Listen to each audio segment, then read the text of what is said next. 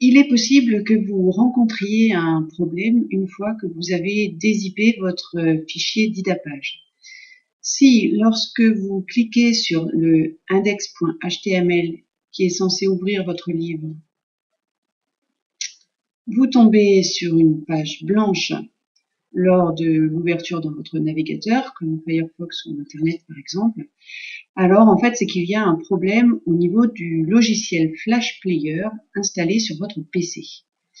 Donc, pour corriger cela, il est possible d'aller modifier les paramètres de ce petit logiciel Flash Player. Donc, on va on clique sur le bouton démarrer de manière à ouvrir le panneau de configuration.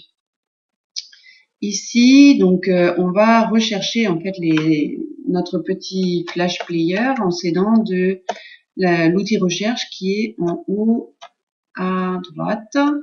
Et donc, on écrit Flash Player. On voit ainsi donc une icône correspondant à Flash Player qui s'affiche. On clique dessus. On voit alors apparaître le gestionnaire des paramètres de Flash Player.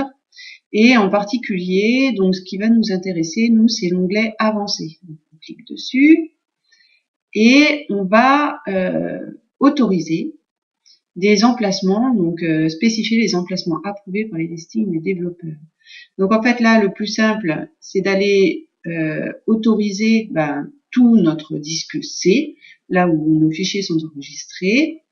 Donc on clique sur ajouter, puis ajouter un fichier, non. Donc plutôt ajouter un dossier, pardon.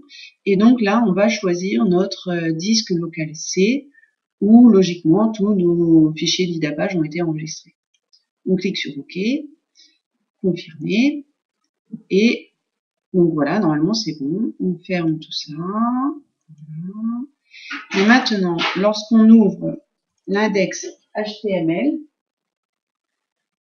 voilà, ça y est, notre livre s'ouvre, et donc on va pouvoir fonctionner si je vais hors ligne, donc, puisque ça peut se livrer d'IDAPAGE, sauf qu'on ait une connexion internet ou pas, et donc du coup ça nous fait une petite sécurité au cas où.